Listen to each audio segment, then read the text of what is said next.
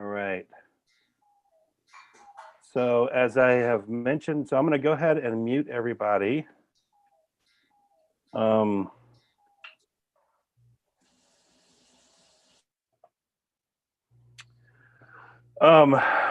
right.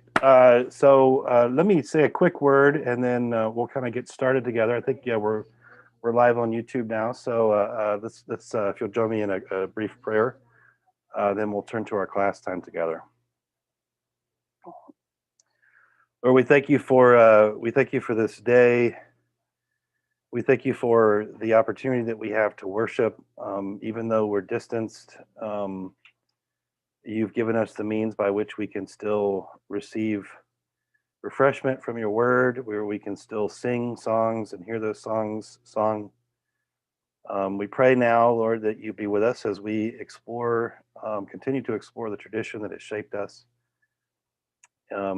In your name, amen. Okay, well, I am going to be letting folks in. So let me first of all just say welcome to everybody. This is our 10th session in our class, Rebels, Radicals, and Ranters, The Unexpected Story of Congregationalism. I am going to share my screen and make a few comments. There we go. And if I look from time to time distracted, it might be because I'm letting someone in. So as I mentioned, yes, this is our 10th session. We will be taking off next Sunday, just to let you know. So we're going to basically, this is our final session for the fall for this particular class. So we're going to stop today's session 10, and then we're going to have 3 classes that are not related to Congregationalism that are going to be happening in December. So next Sunday, the Sunday after Thanksgiving, there will be no Sunday school, just so that you have that on your calendar. And those of you who are also, I'll be sending out a note to remind you, those of you who are in my Monday morning Bible study, there is no Monday morning Bible study tomorrow for the week of Thanksgiving. So I will be teaching a class on December 6th on the formation of the canon or the Christian Bible, which is a class that we had to leave out from our early Christianity. And then I'll have a good friend of mine who's a Nigerian theologian will be coming to talk to us for 2 weeks about Christianity and Africa. So that will be the second 2 weeks in December, Victor Zibo. So he's a friend of mine from our time at Bethel, both a colleague and a friend. So let me see, I've got a chat already. Okay, all right, thank you. Yeah, so thank you very much. I have appreciated hearing all of the comments and feedback and things on the sermon, and it was definitely my pleasure to get a chance to teach that. All right, so we're week 10. As I've mentioned, this is our class on Congregationalism. The rationale for why we did this, as you'll remember, have been our own ongoing conversations about what does it mean for us to be the church. What if we did change the name? We've been having a conversation about that. What might be some things that we would want to preserve from our history that maybe would show up in the name, etc. And we started our story pretty much around the time of the English Reformation in the 16th century, and we have followed the evolution of Congregationalism, which essentially arises as a kind of protest movement over against the English state church, eventually making their way over to the continental US or the eastern seaboard of North America. And we followed along the evolution of that up into the 18th century. And then last week we started with the 19th century and the period pretty much just before the Civil War. And so part of this has been, one of the things I've been stressing the last couple of weeks has been the utility, in a sense, of congregational form of polity for producing more radical forms of Christian expression. So last week, to kind of get at that, we talked about the big question, which was on the agenda, the social and political agenda of the new republic, right? So the United States comes into being as an entity at the end of the 18th century with the adoption of the Constitution. And immediately there's a big question, right? Which is being wrestled with, I would say, for the next 30 to 40 years until we get up to the Civil War, which is, what is democracy? What is freedom going to look like? How are we going to realize it? How do we balance this newfound longing and desire for liberty with the need for order? What are the institutional mechanisms that we need? And of course, the big question, in some sense, is this really reconcilable with slavery? Right. So slavery is a huge component of not just the society in the South; it's a massive part of the economy as a whole. And so that is the reason that question, of course, is there constantly. I mentioned that, so that question, those questions are there, and they wind up getting translated, in a sense, into the churches, theologically speaking, and to some extent, socially speaking. And I pointed out to you three kind of broad ways that this was being answered particularly by Protestants. The first was this emphasis on Christian perfection. If you remember, we talked through Christian perfection. This is a doctrine that really comes out of the teaching of Wesley, but it also winds up getting support from other figures, many of whom are congregational. The one that I particularly talked about last week was Nathaniel William Taylor, who was a professor of theology at Yale College and then Yale Seminary. And so Christian perfection is basically this belief, right, that part of the task to be a Christian is to pursue moral perfection. So perfection here is very much understood in a moral sensibility. And this also eventually, as I'll mention, this sense of individual moral perfection gets translated into social perfection. So personal holiness and social holiness go together, and those are obviously going to wind up intersecting with some of these big questions, particularly the question around slavery. So the first one then was Christian perfection. The second one that I mentioned last week was abolitionism. Abolitionism becomes a huge question in Christian circles, particularly in the North. And we talked through sort of the theological argument behind that, especially around the question of immediate abolition. So there were two different approaches to abolition, two broad ones, I should say. One of which is immediate abolition. That is, if you can immediately turn away from sin, be set free from sin, then you can also immediately get rid of the social sin of slavery. The other was known as gradual abolition, which is something that we might say is kind of more cognizant, perhaps, of the fact that slavery is bound up with the economy, and if we make a massive change, all of a sudden, the results of that could be catastrophic. Obviously, catastrophic for who, right, is sort of the begging of the question, but still, that's the approach. All right.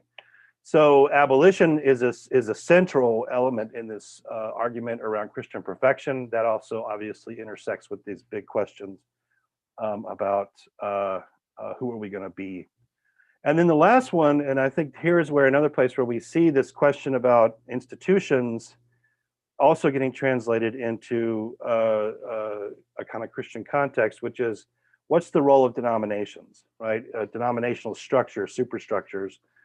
And some of this is being pressured, particularly in congregational circles, because of both the belief in Christian perfection by some and the belief in abolition by others. And it's people who wind up getting frustrated, in a sense, with the slowness of larger denominational authorities. And remember, of course, denominational authorities, certainly for Congregationalists, are primarily located in the East.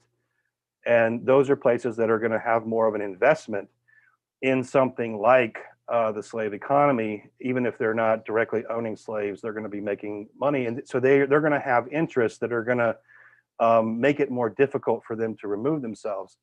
There's also a typical, what we might consider kind of typical looking down the nose of East Coast folk at folks who are living out in the frontiers and on the West, where a lot of this stuff about Christian perfection is really gaining traction. And so there's a kind of suspicion around that. So both of those elements, both Christian perfection and abolition, raise the question of denominational structures. Should we have them?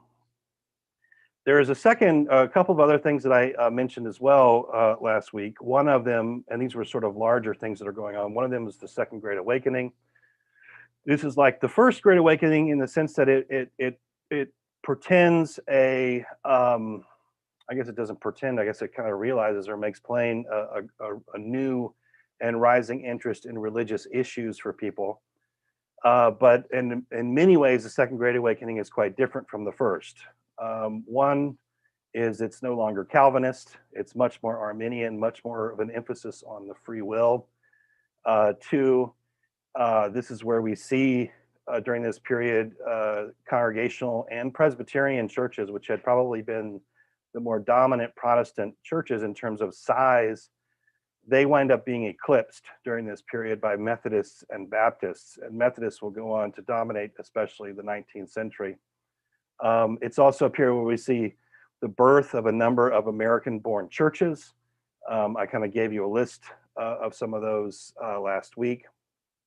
And very, very importantly, and I've made this kind of comment 2 or 3 times, there's a direct linkage of revival and social reform. So if you experience revival, the assumption, particularly by people who are leading these revivals, is that you're going to get yourself involved in one of the many social reform movements that are going on. And of course, the most important one at the time is abolitionism. The other thing that we want to note is the Plan of Union.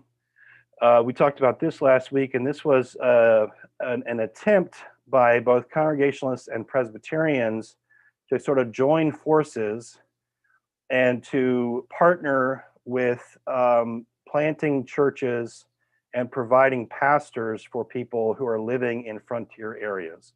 And we're talking here particularly about the Ohio River Valley, the Cumberland Valley, upstate and western New York. Those would be the areas that we're speaking of here. The Plan of Union winds up over the course of time, and so it starts in about 1801 and is finally dissolved in 1852 by the Congregationalists. It winds up benefiting the Presbyterians much more because of a number of sort of structural glitches, I guess we could say. But what it does tell us is that, I mean, both of these things, both the Second Great Awakening and the Plan of Union, I think we can draw from them the idea that we have a more ecumenical kind of openness, right? Because a lot of Protestant groups are cooperating with one another. The lines and kind of the walls between denominations are becoming more permeable. They're not disappearing, but they're becoming more permeable. And so the questions about democracy and about slavery and abolition are not necessarily working themselves out just according to a Congregational or a Presbyterian or an Anglican vision. You're going to wind up having people who have more in common potentially over those issues than they might over something that we might consider a more traditional denominational identity. We then kind of went through and highlighted, with this backdrop in mind, a number of developments that we call Congregational Radicalism. We talked about the ordination of the first woman by a major Protestant denomination happens in the Congregational Church in New York. We talked about the work of Samuel Ringgold Ward. We talked about the founding of the Liberty Party, et cetera. So we went through quite a bit of material there. I didn't get a chance to finish. So what I want to do today is I'm going to finish up that conversation of Congregational Radicalism. We're going to talk about the Unitarian split. And then we're going to kind of bring in a couple of additional tidbits I want to kind of say at the end, sort of little pieces that are help make sense. And then I've provided for you some dynamics for us to talk through as we think about our heritage. So let me jump in here and I'll take some questions in just a few minutes. So as I mentioned, I'd already kind of gone through a number of elements that are going on in terms of kind of the radicalism that Congregationalism was able to produce. And one of the crescendo figures that I wanted to share with you is Theodore Weld. And his dates are 1803 to 1895. He winds up being one of the most significant figures in abolitionist circles during this period. He's comes from a Congregationalist family. His father is a minister. I believe his grandfather was also a minister. He himself studies in the ministry. I don't believe he ever becomes a pastor, but he does spend some significant time doing theological education.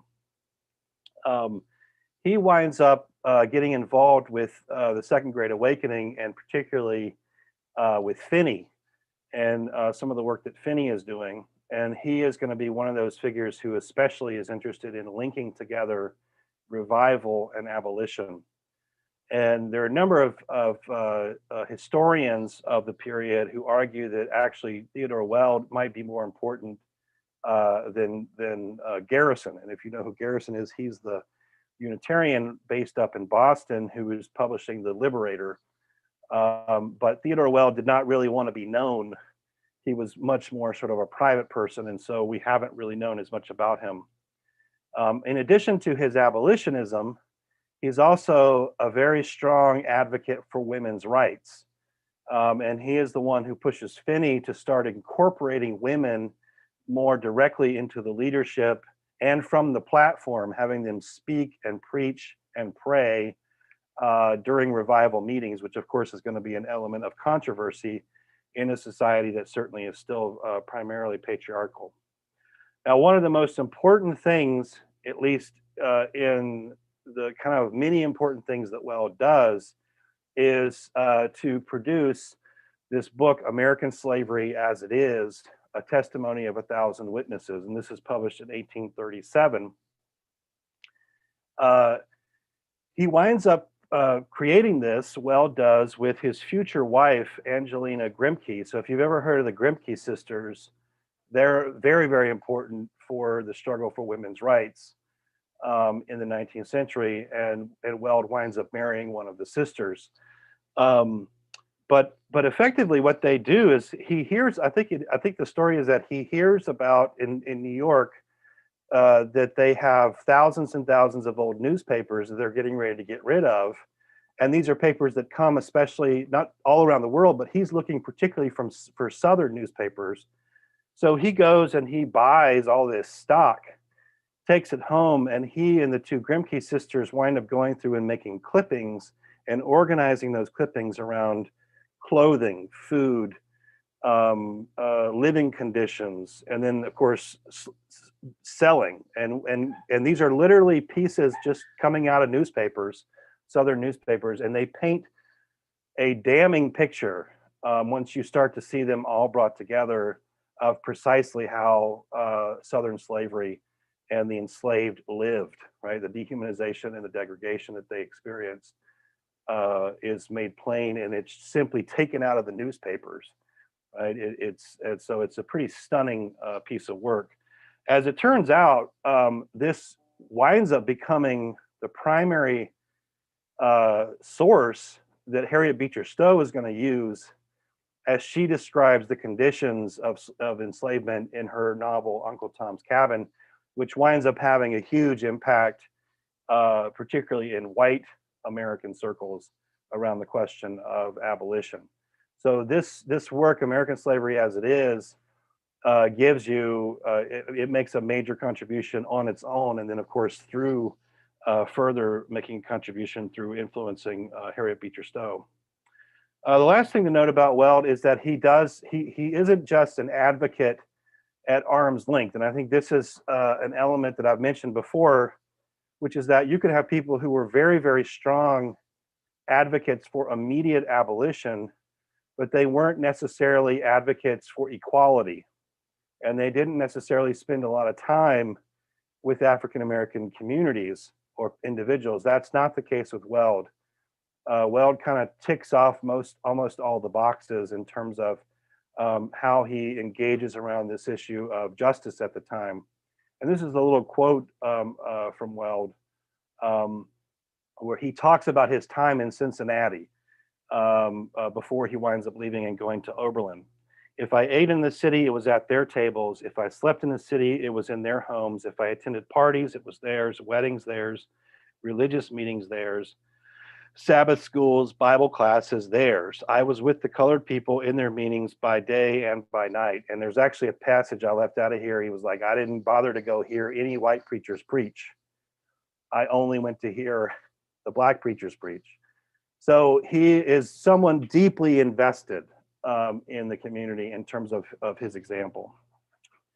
All right, the last example then that I want to put forward, and I'm going to sort of do this as a school. We're going to come back in just a few minutes and talk about the Congregationalist contribution to the founding of a significant number of centers for higher learning. But Oberlin College needs to be mentioned of its own.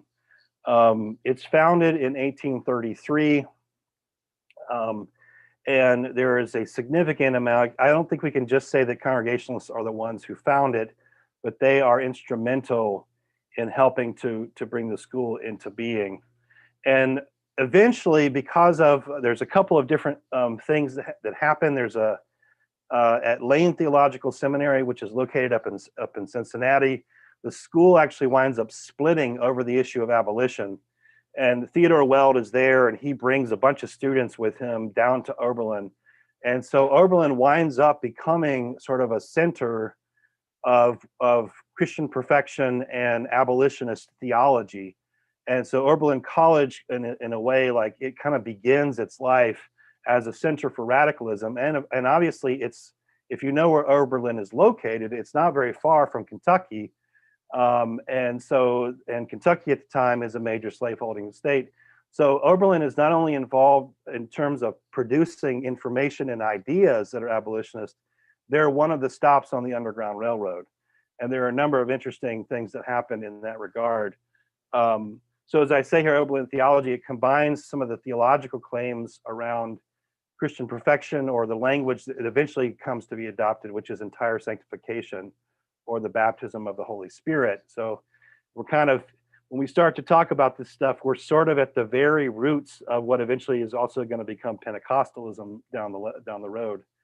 And there's an argument that they make consistently, not only in the teaching, but in the various publications that they put out, that part of what it means for Christians to grow in grace and for society, in a sense, to become Christianized, and they are going to use that language, is that folks need to embrace abolition, women's rights, anti-prostitution, anti-racism.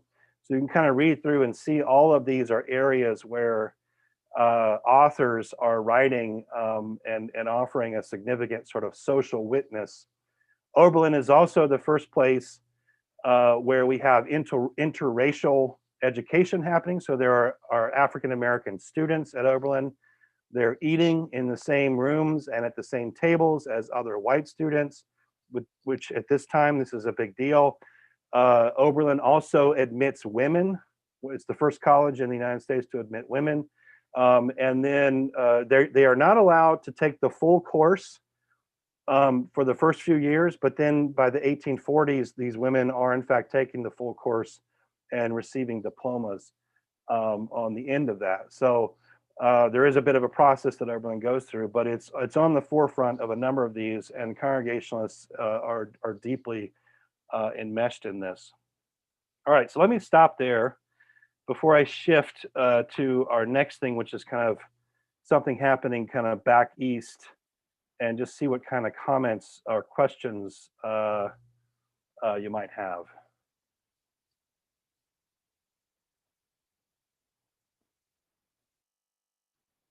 Looks like I have one here from Vivian in the chat. Considering Weld's stance on women, is the Oberlin anti-prostitution focused at all on the purchasers, or is the sin entirely on the women? It's a good, I don't know. That's a good question, Vivian. I would imagine it's both, and more than likely it might be primarily on the purchasers. And the reason I say that is that it's important to keep in mind that the early temperance movement is really a domestic abuse movement. It's the fact that men are getting so drunk, and they primarily are after hard liquor. They're not really after beer or wine. It's that people are getting so drunk that they're unable to hold down a job. They come home and they beat up their families, basically. So it wouldn't surprise me if this is primarily has a focus on the first, but I'm certain that there would have to be some sort of focus on helping women transition out of a situation like that. But that's about the best I can give to you. Other comments or questions?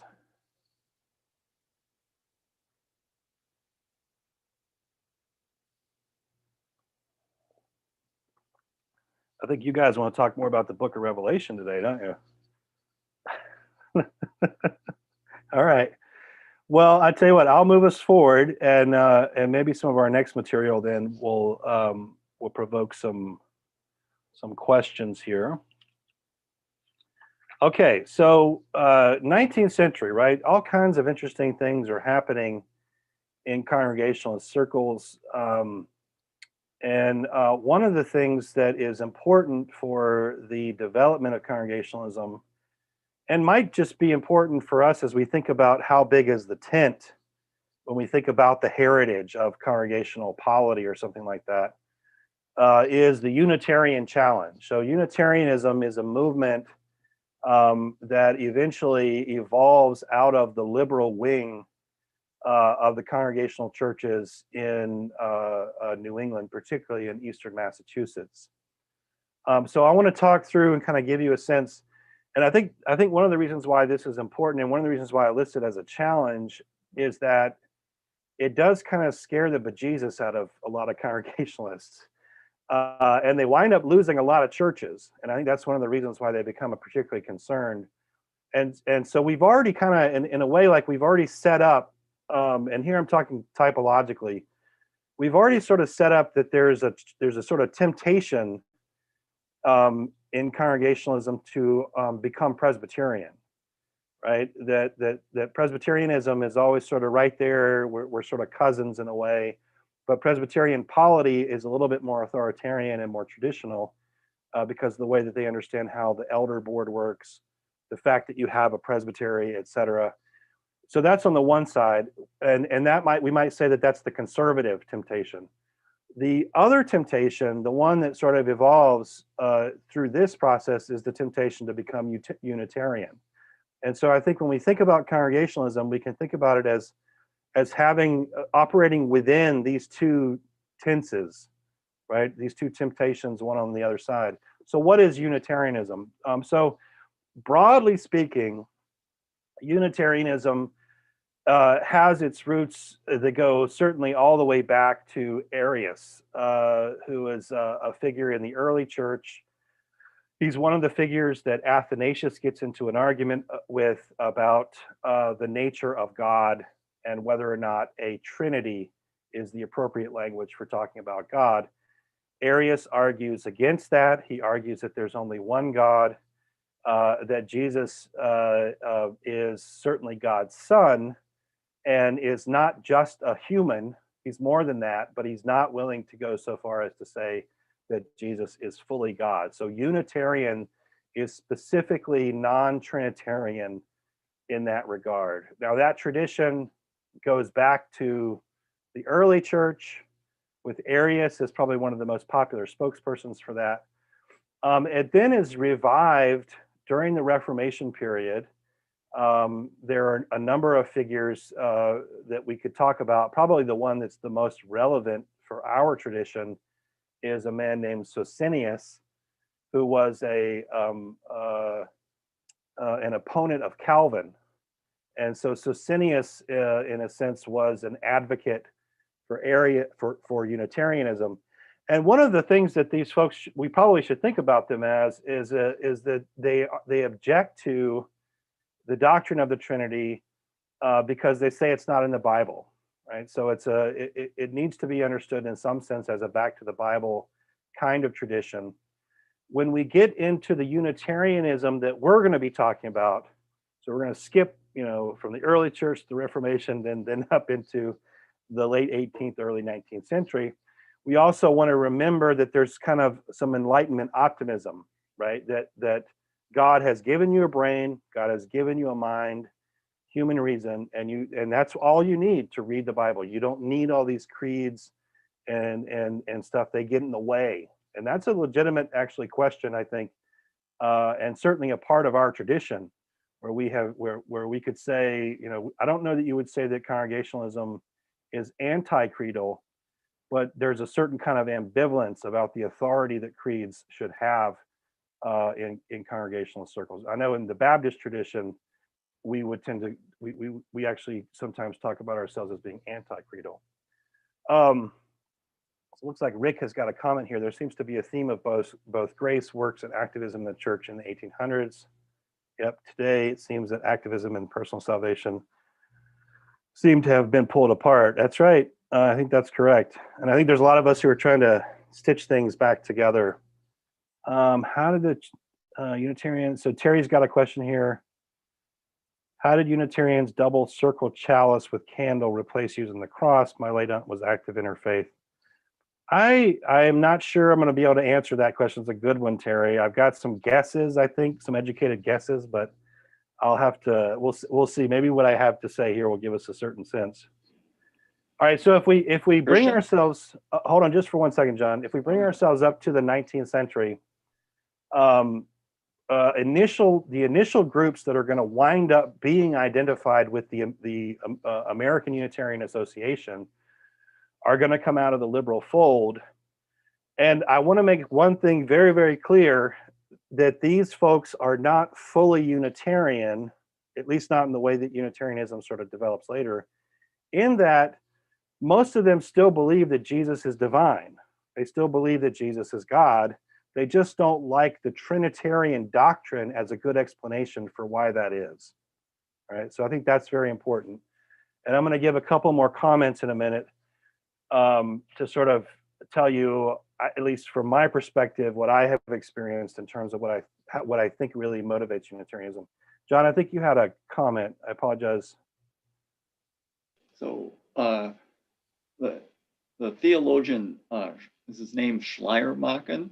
Schleiermacher? Yeah, Schleiermacher. Yeah. Does he have something to do with this Unitarian movement at all, or not really? No, I mean he's well, first of all, he's writing at this time in German, and so it could be that some people are reading some of his works, but he's not properly Unitarian. He's anti-Trinity though, right? No, he's not anti-Trinity, but he does want to redefine and redescribe Trinitarian language in a way that does not draw on traditional categories. So he's going to make it very difficult to talk about three persons in one being.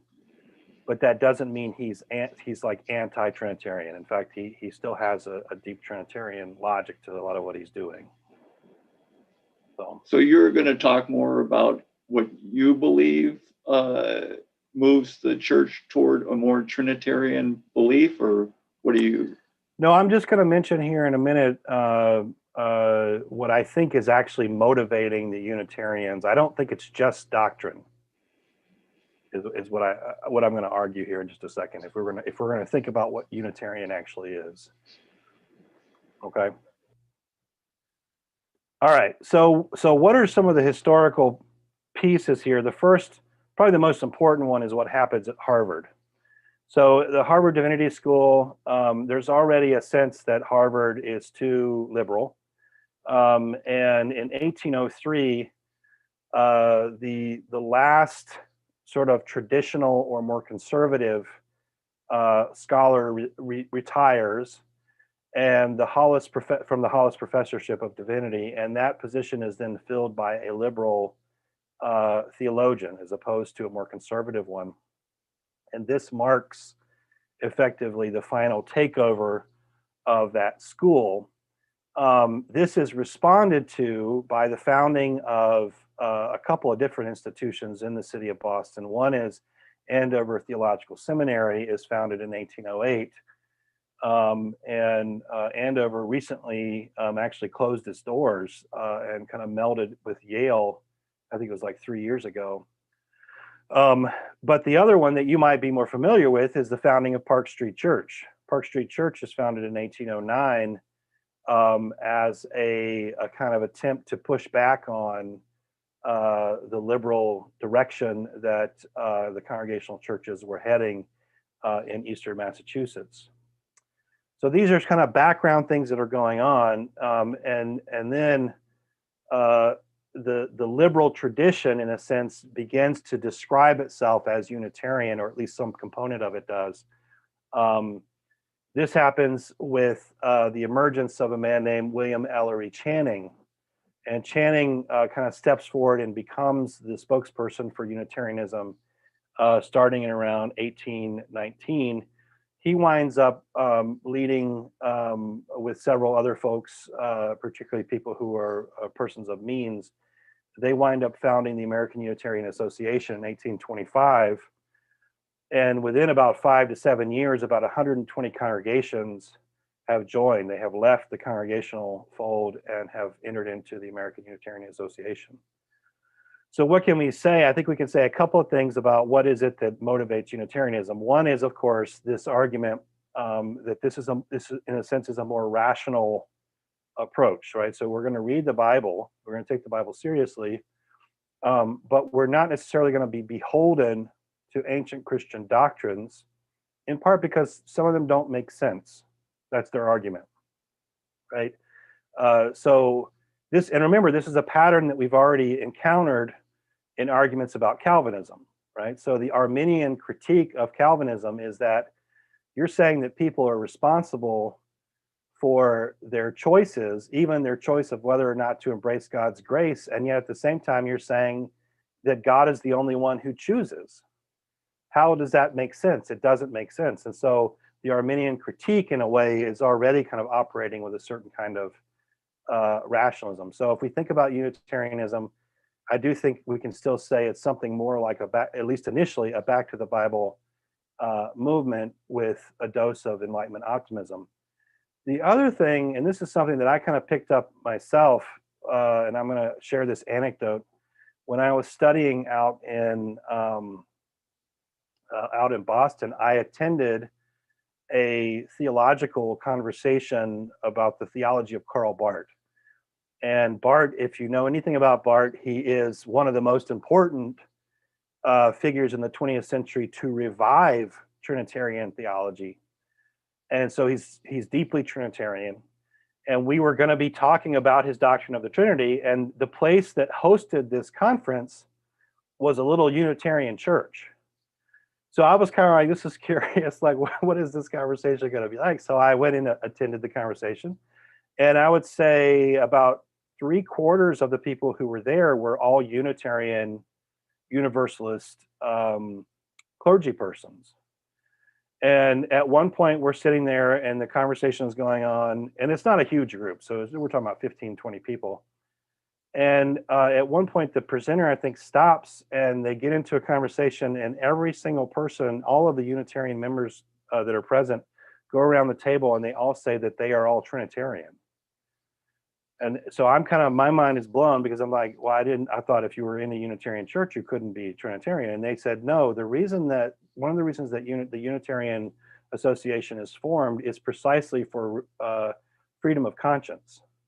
So they want to have freedom of conscience, right? Religious freedom is really sort of one of the central things. They don't want to be controlled necessarily by these other entities, whether they're denominational entities or whether they're ancient creeds. So Unitarianism, then, if we were kind of, again, to kind of typologize here, and we think about maybe where colonial is, we're somewhere perhaps in the middle of this tension, right? On the one hand is the Unitarian emphasis, not just on reason, et cetera, but on the ability to believe what you want, right? That the freedom to be able to believe what you want and not to be bound by certain creeds. And then on the other hand, we might say is a more conservative kind of Presbyterianism, where there are definite standards. And of course, here I'm kind of projecting older forms of Presbyterian, but there are definite standards that you are required to hold to. Our church, in a sense, is in the center of this somewhere, where we do prize individual faith, freedom of conscience, etc. But we also have a covenantal statement that we agree to and we have bylaws, which include a confession of faith. It's a very basic confession of faith, but it's one that we're saying we buy into this, right? This is what we believe. So I think we're somewhere in the middle of that. But these two wings of Unitarianism and Presbyterianism, they represent sort of the two temptational poles, I think it'd be fair to say. All right, let me stop and see if there are comments or questions before I turn us to the next couple of pieces that are a little bit more like house cleaning kinds of things, I suppose. So, I mean, we say the Apostles' Creed, and I mean, I don't hear any non-Trinitarian doctrine at all in Colonial. Not typically, no, but I don't think we go around enforcing it either. And my understanding, at least during Arthur's tenure, this was a very big tent kind of place where you had a lot of folks who could believe all kinds of different things, and they felt welcome here. And so that element of that big tent component was also a part of the lineage of this place. But I don't think we ever, I certainly would assume that we haven't heard any anti-Trinitarianism, certainly not from the pulpit. Yeah. So, I mean, you can have people with different beliefs just because they are at different levels of understanding, but that doesn't mean that the leadership of the church is not preaching Trinitarian doctrine. Right. That's true. That's very true. It seems to me Colonial is definitely preaching. Christian. Yeah. So I'm struggling putting the word Unitarian together with Trinitarian, because I would have thought that meant not Trinitarian. So Can you unpack that a little more, or repack it or something? Yeah. So it's kind of hard, and I'm not an expert on Unitarianism. So I've probably stumbled into an area like something like a minefield. So forgive me here. My sense is this: you can have different expressions of Unitarianism. So you could have a Unitarianism that argues that Jesus is just a human being. There's one God, and Jesus was a good man, and in a sense the servant of Yahweh. You could also, though, have and that would be a proper expression potentially of Unitarianism. You could also, though, have some Unitarians who would say, no, Jesus was more than just a man. He was also God somehow. But I don't like the way that the doctrine of the Trinity explains how he was God. And so I'm going to reject Trinitarian doctrine in that regard. But I'm not rejecting that Jesus is God. So that could be one expression. And from my own personal experience, like I said, attending that meeting at the UUA church, where we're talking about the Trinitarianism of Karl Barth, I find out, in fact, that you can also be fully Trinitarian and still be in the Unitarian church. And so so the reason that you're having confusion is because I think that's just the way that it's a kind of confusing sort of sense. And what it led me to then was to realize that the real emphasis in these circles has more to do with religious freedom than it does the specificity of a particular doctrine, right? And that's what kind of gives them some coherence. All of them were universalists, so they did all hold to that part, but they were clearly not all of them were Unitarian. So Christian? Yeah. I want to repeat a thing I put online for you. I came here originally to this class hoping to get a clear fix on where Colonial fits in the total scheme of Congregationalism. And you're kind of hitting glancing blows on that, and you're talking about Arthur Rauner and things like that. Are you going to talk about that sometime before this is over, or did I sign up for the wrong class? Well, I don't think so. I think I actually have talked about this a little bit. There are a couple of challenges here that I have. One is that, and you've been in a lot of my classes, Jeff, I I do my best not to force each of you to connect the dots in the way that I think they should be connected. But I do try to draw the dots for you and allow you to connect them. And so as we've gone through the class, and I'm going to talk a little bit hopefully here today about the key dynamics that I see in the tradition, I'm not going to be able to give us a kind of, straitjacket view, but I do think I'm going to give several things that you can hear that there are resonances with our tradition. Now, Unitarianism is not, I don't think we're a part of that conversation.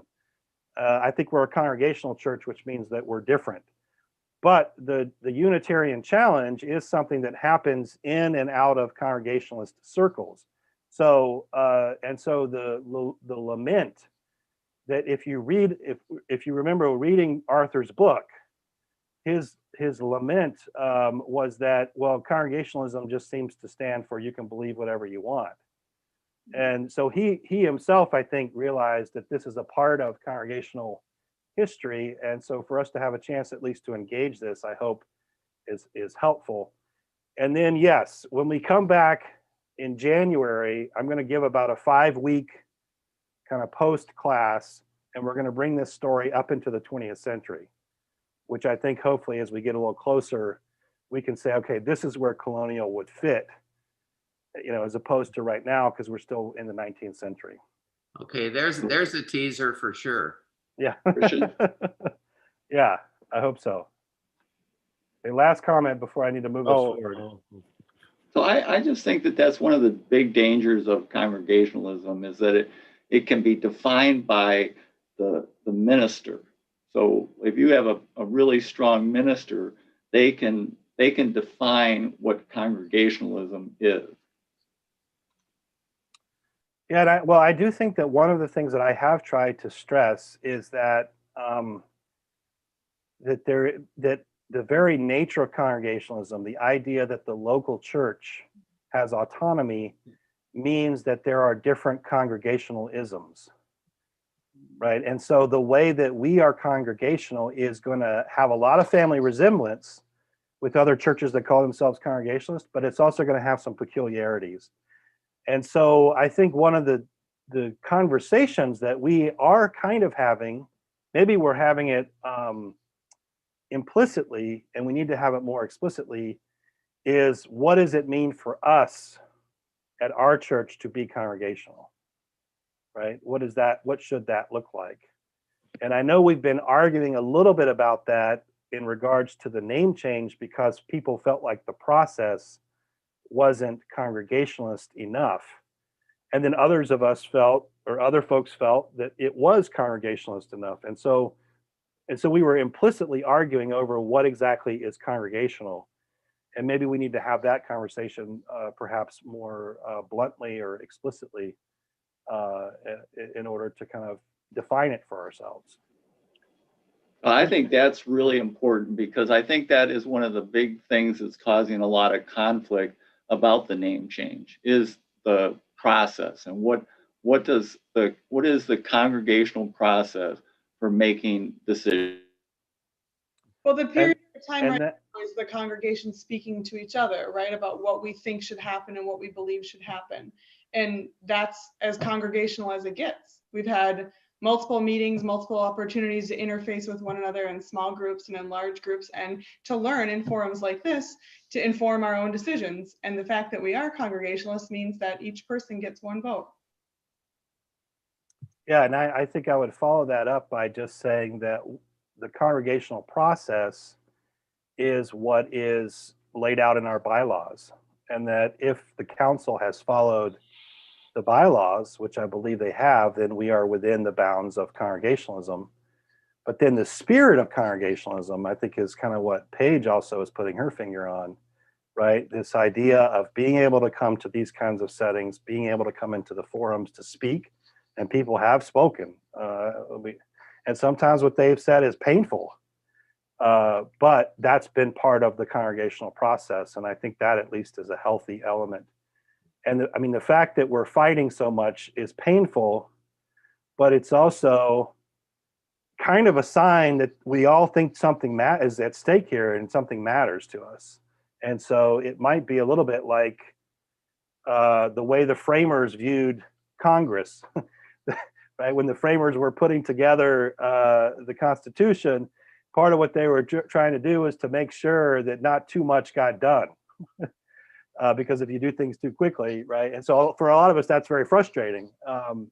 And yet it means that the system seems to be working somehow. So, all right, we've digressed a little bit. So I do want to kind of jump us ahead and hit on a couple of things here before I bring in the last bit of materials on dynamics that I feel like we've seen. So I just want to provide for you here, I've given you this long quote from Alexis de Tocqueville in his book, Democracy in America. This is a really important book in terms of, it was written in the 1830s, 1840s.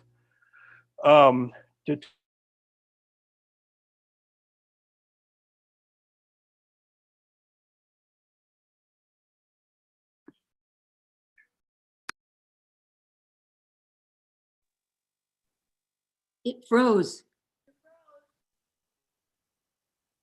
All right, looks like I'm back now. Yeah, you're back. Yes, yes. Okay, I'm literally standing next to the internet box, so my modem, the internet box. I'm really technical proficient. Before you move on, I just want to, I think, correct one thing that's somebody posted here, that Arthur once described himself as a fundamentalist and he went to Harvard Divinity School. I don't believe he went to Harvard Divinity School. He went to Harvard undergraduate school, and then I think he went to Union Theological Seminary for seminary, didn't he?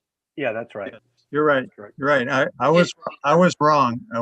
But I remember the Harvard connection, and that. Yeah, he has mentioned that a couple of times, the Harvard connection.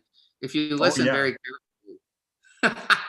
Very proud of that. But I just thought that we're talking about the dynamic, and I just thought that was so interesting. I don't think he was strictly a fundamentalist, but he definitely was very conservative in some ways and very socially conscious and liberal in other ways. And that's what we're talking about.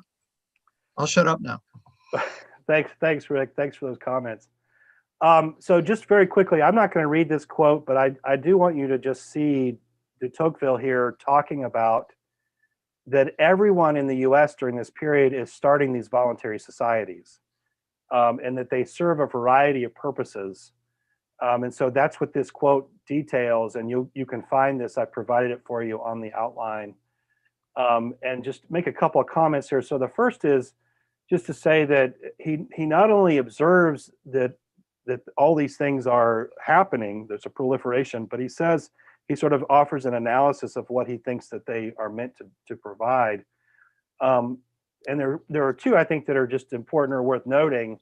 And I think this basic observation that he's making about things that are going on broadly fit into congregational circles. One is that it allows for an engaged citizenry, right? So you start these voluntary societies precisely to provide a space for people to engage in issues of significant importance. And the second, de Tocqueville argued, is that these voluntary societies had the ability to curb the excesses of freedom and individualism, because he remarks on those two things as having certain excesses that, if you have too much emphasis on individualism, you have no basis for a common good, and therefore you have no basis for a common government or anything else. So you need ways of drawing people back together, and these voluntary associations seem to have fulfilled that. Now, if we talk about this from within a congregationalist setting, and I'm going to kind of run through a few of these associations that congregationalists are responsible for or deeply involved in. Most of the earliest versions of this are committed to some form of mission work.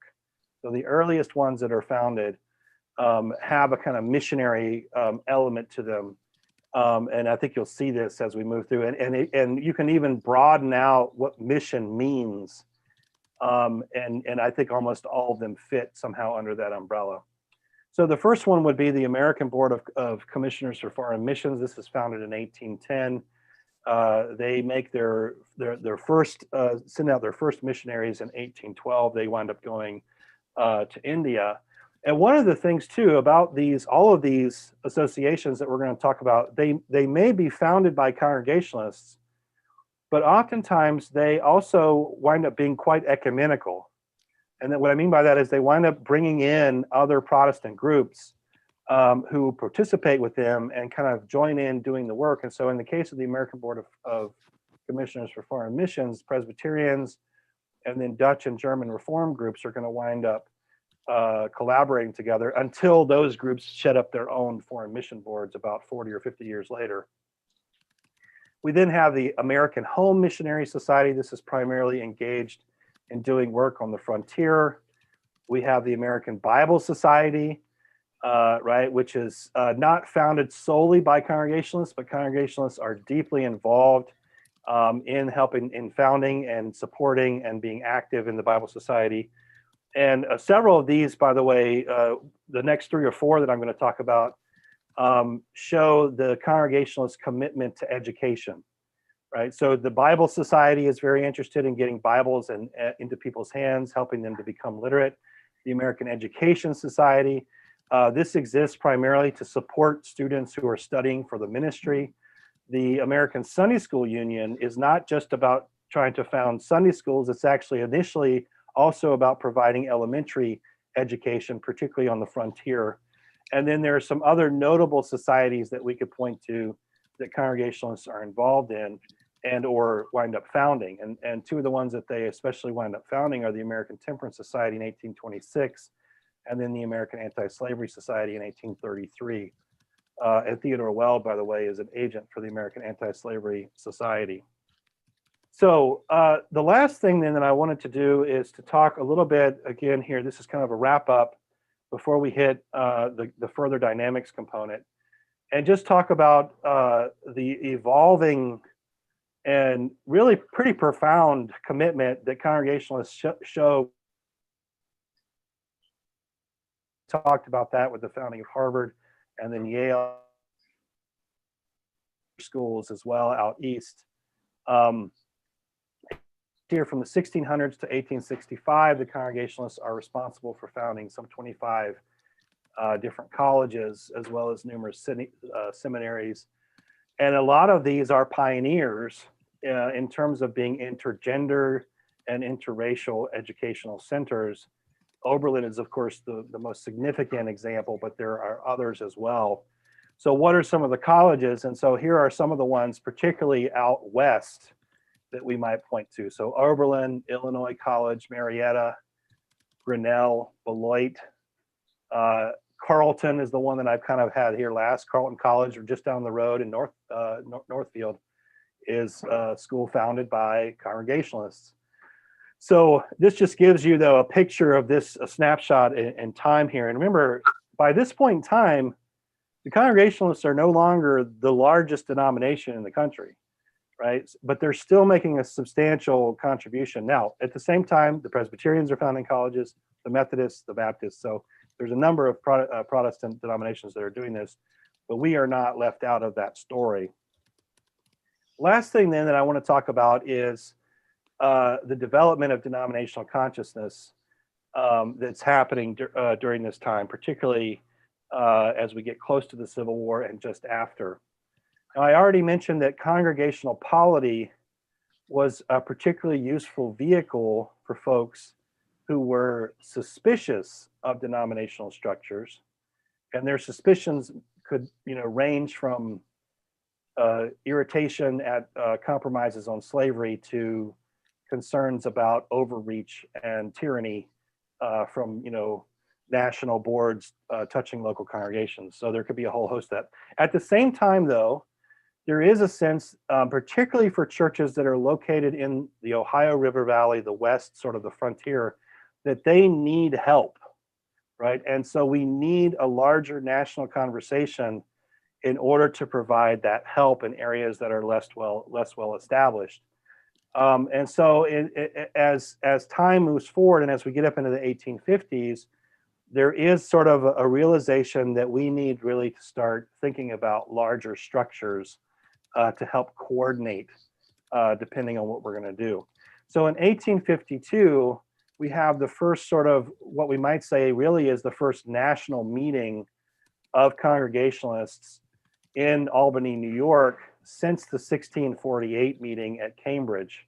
So about a 200-year period. This kind of tells you that, you know, that Congregationalist ambivalence about denominations, it took them 200 years to get together again on a national level, which is pretty remarkable. At that meeting, they make a number of important decisions. The two sort of practical ones are to build frontier churches, church buildings, and to supply pastors. And they are extremely successful at doing that. From 1852 to 1865, they build over 450 churches, which is remarkable. At the same time, and I think very importantly, as a spirit part of Congregationalism, we see them starting to argue that we need to abandon our sectarian proclivities. And what I mean by that is that we're no longer just going to spend our time attacking other forms of Christianity. Rather, we are going to spend our time in partnership with people of goodwill from other forms of Christianity, trying to cooperate with one another, and not going to be interested in stealing sheep from one another, is sort of the argument. And so you get at least a statement in this regard, which is pretty important. There's another meeting that happens in 1865. So this is at the very end of the war. And they are going to take the name, the National Congregational Council. And so if we were going to talk about a national structure, remember, by the way, all the decisions that they make, all the pronouncements, they are only considered advisory. So it depends on a local congregation whether or not they're going to accept the advice. So it still has that congregational polity. Authority is still rooted in the local congregation. But they actually wind up producing a statement of faith, which is called the Burial Hill Declaration. They meet in Boston. And it's actually a pretty, it sounds an awful lot like the Apostles' Creed, maybe a little bit, or a more Protestant version of that. But one of the things that's really interesting is that it no longer talks at all about some of the things that we might call Calvinist, like double predestination and things like that. So basically Calvinism around this time is sort of starting to be modified to the point where people are no longer going to use that language necessarily as central to congregational identity, at least on a national level. It doesn't mean that there are not Calvinist, very strongly Calvinist churches and areas, particularly out east. But out west, there's just not as much interest in those questions. All right, you have all been super patient. And let me bring us here to the end, in which I try to list out what I think are some of the key dynamics. So basically, this is the list that we talked about before. I think it was about week 5 or 6. And now I've added a couple of things in addition to this, as we think about what are the dynamics of our church, of our tradition, all right? And so I hope that this will scratch some of the itches. Maybe Jeff, you might appreciate this. I don't know, we'll see.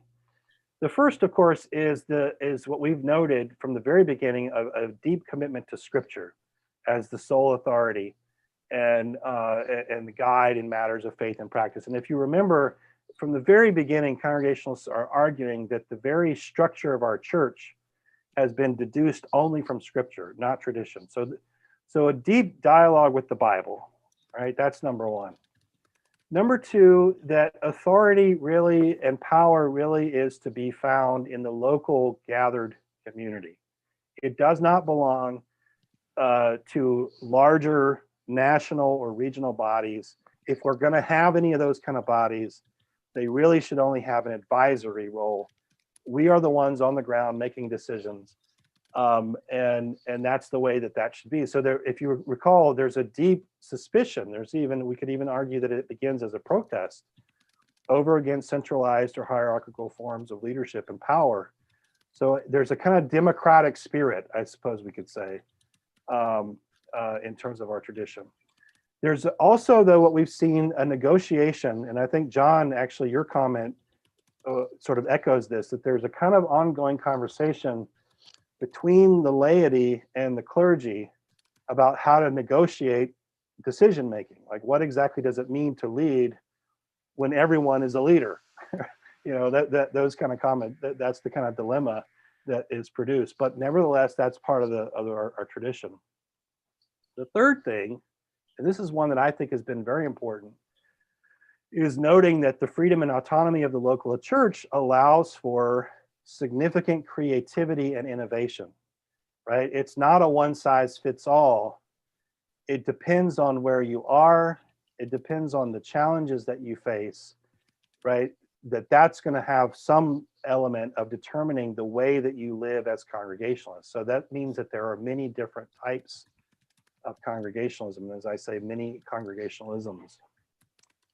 The next one we talked about, and this one was particularly, I think, evident earlier on in some of our conversation, which is the role that the Spirit is supposed to play in decision making, as well as an ongoing openness to God's continuing work in the world. So if you remember, one of the early arguments for how decisions were going to be made was the need to pray and fast before we invested people with authority, before we called people to be pastors of the church, etc. And also a sense that we got from John Robinson, right? That when you go over to the new world, be open to hearing the Spirit speak in new ways, right? Because I believe that there is more light yet to break forth from the word, right? That was sort of the basic idea. So a Spirit people, right? A people who are supposed to be trying to attune themselves to God's Spirit who is at work in the world. That's another key dynamic that's very significant in our tradition. And this is the last one of all the original ones that I mentioned, and that is the central importance of personal commitment, right? And it was so important early on that you couldn't join the church if you were not able to give an elaborate sort of conveyance or story of your conversion, etc. So it was, and so what I mean by that is it's all refracted through a Calvinist lens. And we obviously, some of that stuff has been moved aside, but the idea of personal commitment, I don't think has been moved aside. I think we're all here precisely because we are committed, right? We feel called. We have owned a covenant with one another, right? That's part of the argument.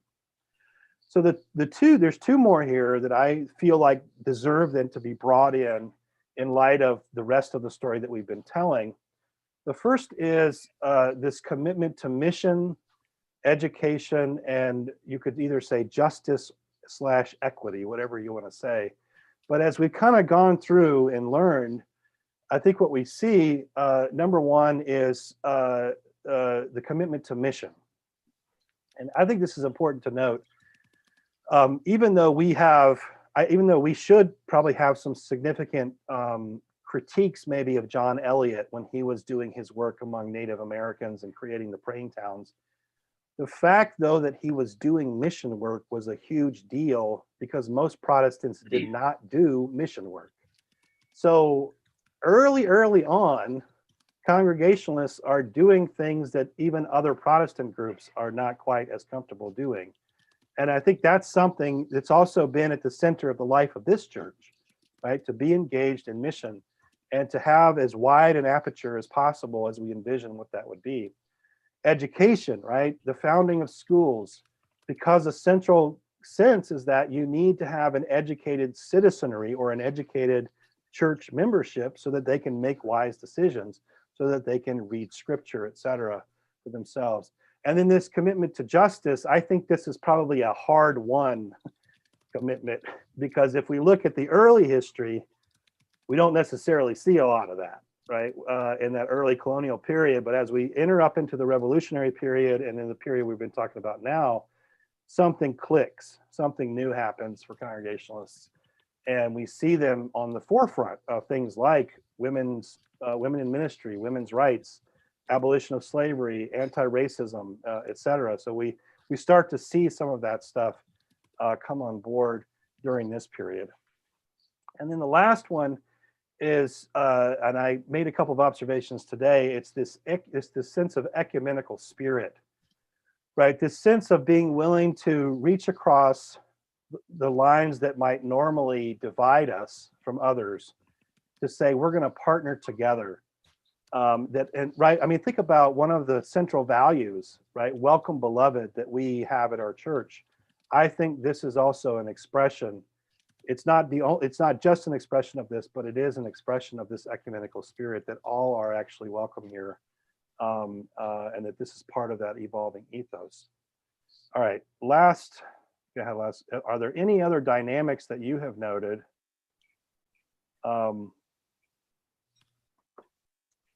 And let's see if we, let's see. So Elgin has, can the Spirit work beyond the church meeting? Lord, I hope so. I mean, I personally think that the church meeting is a place where we practically could say, for congregations at least, this is the place where we've created a mechanism and a space where the Spirit can work. Whether or not it does work is ultimately up to God. But I think the idea that God still speaks is not just an idea that can be sequestered to the church, let alone the church meeting. I think we definitely have to have a sense that God is at work in the world. And our job, our task is in part to discern where that is happening, and also to discern how we can help foster that. You know, how can we help cultivate that? Not necessarily create it, but cultivate it, make it so that God can speak even more clearly, perhaps. So one of the things I think I've gotten out of your class is how much congregationalism is pure democracy, as opposed to a republic, which I would see more Presbyterian as more like a republic.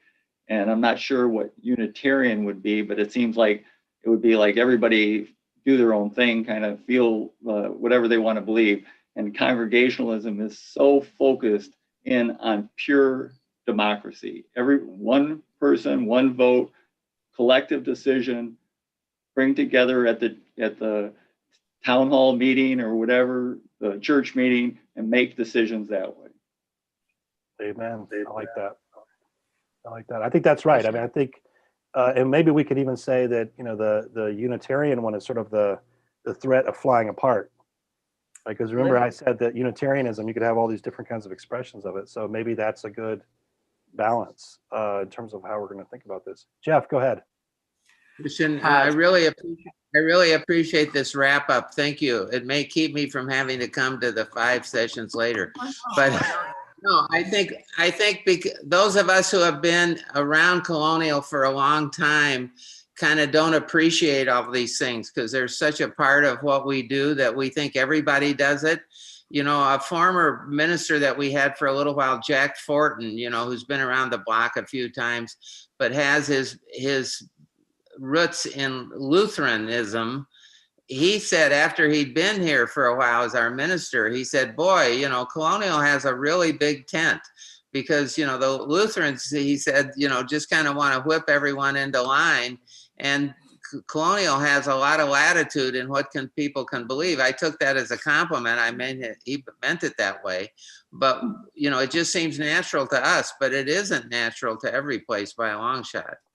Yeah, and one of the things that struck me precisely in regard to that dynamic that you're putting your finger on is that Congregationalists are doing this like 150 years before this is happening. Like they actually, in that Burial Hill Declaration, which is sort of a statement of faith, it opens up with a very broad ecumenical statement of Christian charity being extended to all. So this non-sectarianism, that's not what we're interested in. What we're not interested in building up the congregational denomination. We're interested rather in preaching the gospel and fostering the kingdom in the world. And that's happening 150 years, you know, ago. That's happening a full, like almost a century before the founding of the World Council of Churches. I mean, it's pretty remarkable. And I think it's part of the DNA, it seems to me, of the tradition, certainly at least as it begins to develop in the 19th century.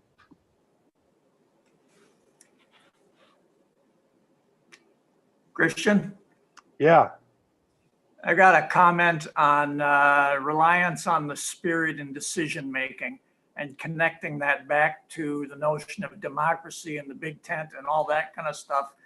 And that when I've come to meetings and other places and we're trying to rely on the Spirit to guide us in making a decision, I've come more to the conclusion that we're not relying on the Spirit to change everybody's mind so that we all are of the same opinion, but rather it is the Spirit's role to humble us, each of us, so that we can accept that other people's opinions may be the ones that should win, even if we don't agree with them. Amen. I think that's great. I think, and I think this is, as we think about unity, and I'm sure you've probably heard this before from others, and maybe you've even said it yourself, but unity is not uniformity.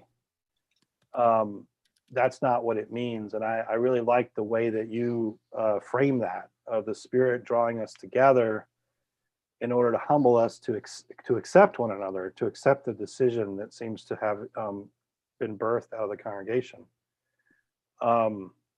At the same time, too, of course, like, sometimes we may vote on something 2 or 3 different times, right? As I think about when the church moved from I think it was the country club area over to where we are now in 62, they had 3 different votes. So I'm sure the way that some of this works itself out practically is not quite, doesn't always match the ideal, but I think that's right. I think in terms of the way we think about the Spirit, it's not so much that we all are made of a single unified or uniform mind, but rather that we are together, right? In a sense that we come to see one another as brothers and sisters.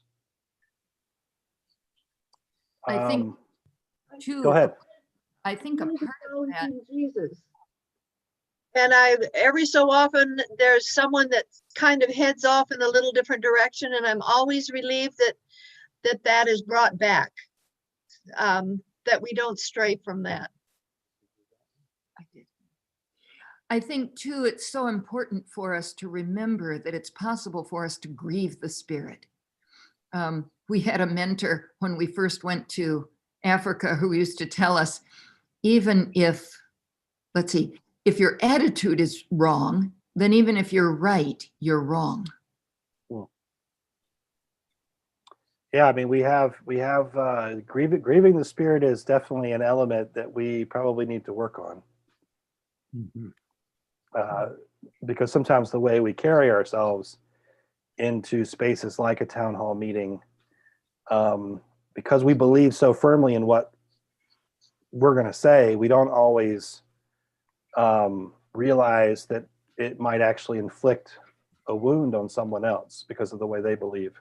So finding ways just to talk to each other that continue to be affirming of each other's humanity, I think that would be one area where I would say, like, something around grieving the Spirit is a necessary thing to think about. I find sometimes that I sense the Spirit putting his finger in me in such a situation, pointing out my own tendency sometimes to self-righteousness. So thinking that I have God's mind that I forget to really listen with the freshness of the Spirit, really listening for the Spirit's voice through somebody else. Amen, sister. I think you name a temptation that almost everybody on the screen probably knows on one level. I'm sure glad it's not just me. Well, I can tell you right now, it is. Jane, did you have a comment? I think you're muted, Jane. You go ahead and unmute yourself.